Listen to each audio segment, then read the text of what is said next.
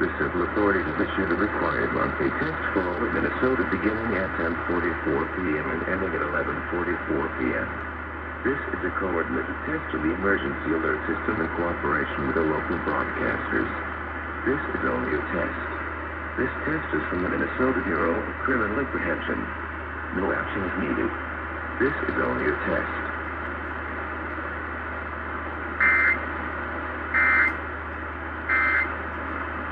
What?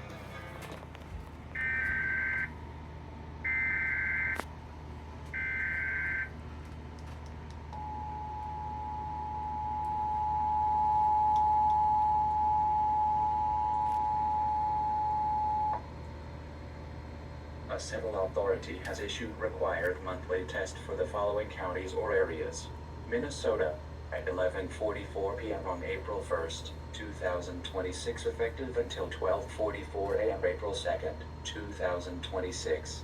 This is a coordinated test of the emergency alert system in cooperation with the local broadcasters. This is only a test.